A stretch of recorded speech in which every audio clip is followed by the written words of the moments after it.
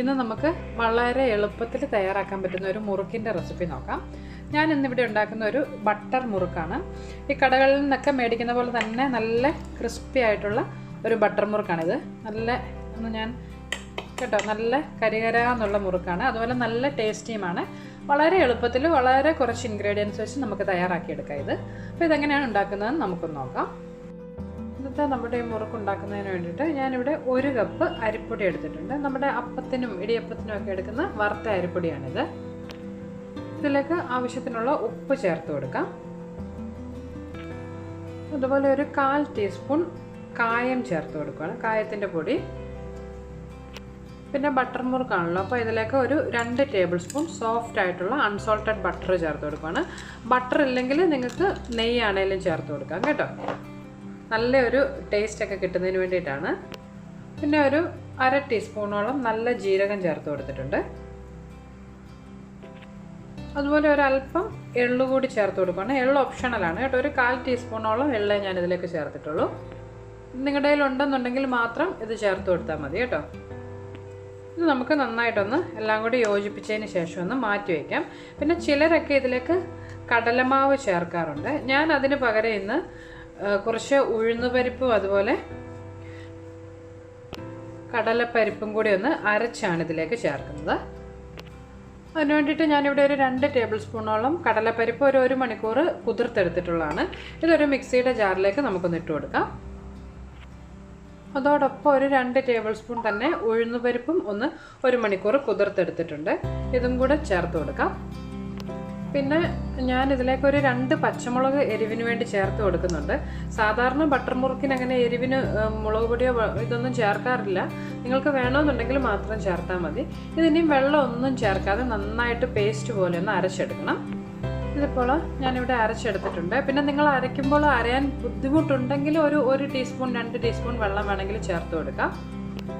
ഇതിനെ നമുക്ക് ആദ്യം തയ്യാറാക്കി വെച്ചിട്ടുള്ള അരിപ്പൊടിയിലേക്കൊന്ന് ചേർത്ത് കൊടുക്കണം. ഇത് അരിപ്പൊടിയുമായിട്ട് ചേർത്ത് ഒന്ന് മിക്സ് ചെയ്തെടുക്കണം കേട്ടോ. നമുക്കൊന്ന് നന്നായിട്ട് എല്ലാം കൂടി യോജിപ്പിച്ചെടുക്കാം. പിന്നെ ഇത് ഒരു ചപ്പാത്തി മാവിൻ്റെ പരുവത്തിലൊന്ന് കുഴച്ചെടുക്കണം. അപ്പോൾ ആവശ്യത്തിന് വെള്ളം ഒഴിച്ച് നല്ലതായിട്ടൊന്ന് കുഴച്ചെടുക്കാം.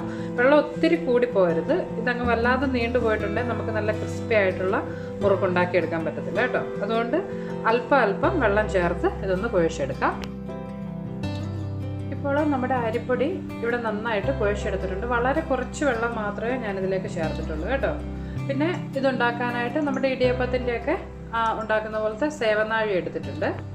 അതിൻ്റെ ഉള്ളിൽ കുറച്ച് എണ്ണയൊക്കെ ഒന്ന് തേച്ച് കൊടുത്തിട്ടുണ്ട്. പിന്നെ നമ്മുടെ ഇന്നത്തെ മുറുക്കുണ്ടാക്കാനായിട്ട് ഇതുപോലത്തെ ഒരു സ്റ്റാർ ഇതുള്ള അച്ചാണ് ഞാൻ എടുത്തിട്ടുള്ളത്. ഇതിലും കുറച്ച് എണ്ണയൊക്കെ ഒന്ന് തേച്ച് കൊടുത്തിട്ടുണ്ട്. ഇത് നമുക്ക് ഈ സേവനാഴിയിലേക്കൊന്ന് ഇട്ട് കൊടുക്കാം. ഇതിലേക്ക് നമ്മൾ തയ്യാറാക്കി വെച്ചിട്ടുള്ള മാവിൽ നിന്ന് കുറച്ചൊന്ന് ഫില്ല് ചെയ്ത് കൊടുക്കാം. ഇതിനെ നമുക്ക് എണ്ണയിലേക്ക് ഇട്ടൊന്ന് ഫ്രൈ ചെയ്തെടുക്കണം. അതിന് വേണ്ടിയിട്ട് ഞാനിവിടെ അടുപ്പിൽ ഒരു പാനിൽ കുറച്ച് എണ്ണ ഒന്ന് ചൂടാകാൻ വെച്ചിട്ടുണ്ട്. ഒത്തിരി എണ്ണ വേണ്ട, പക്ഷേ നമ്മളുടെ ഈ മാവൊന്ന് മുങ്ങിക്കിടക്കാൻ പാകത്തിനുള്ള എണ്ണ എടുക്കണം.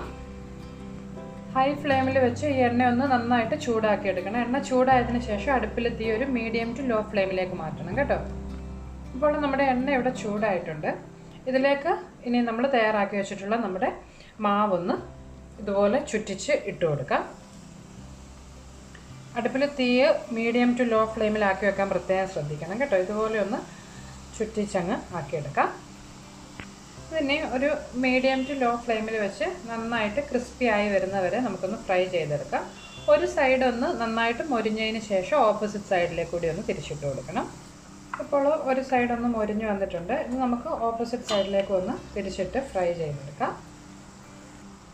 ഇപ്പോൾ തയ്യാറായിട്ടുണ്ട് കേട്ടോ. ഇങ്ങനെ തട്ടി നോക്കുമ്പോൾ തന്നെ ആ നല്ല കരികരാന്നുള്ള സൗണ്ട് നമുക്കറിയാൻ പറ്റും. ഇത് നമുക്കിന്ന് എണ്ണയിൽ നിന്നൊന്ന് കോരി മാറ്റിയതിന് ശേഷം ഇതുപോലെ തന്നെ ബാക്കിയുള്ള മാവ് കൂടി ഒന്ന് തയ്യാറാക്കിയെടുക്കാം. ഇപ്പോൾ നമ്മുടെ ബട്ടർ മുറുക്ക് ഇവിടെ തയ്യാറായിട്ടുണ്ട്. ഞാനൊന്ന് കാണിക്കാം. ഇത് കണ്ടോ, നല്ല കരികരാന്നുള്ള ക്രിസ്പി ആയിട്ടുള്ള മുറുക്കാണിത്.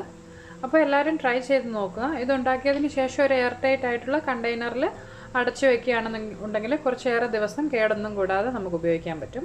ട്രൈ ചെയ്ത് റെസിപ്പീസൊക്കെ ഇഷ്ടമാകുന്നുണ്ടെങ്കിൽ നിങ്ങൾ മറക്കാതെ അന്നൂസ് റെസിപ്പീസ് എന്നുള്ള എൻ്റെ യൂട്യൂബ് ചാനൽ സബ്സ്ക്രൈബ് ചെയ്യണം കേട്ടോ. നമുക്കപ്പം മറ്റൊരു റെസിപ്പിയുമായിട്ട് വീണ്ടും കാണാം. ബൈ.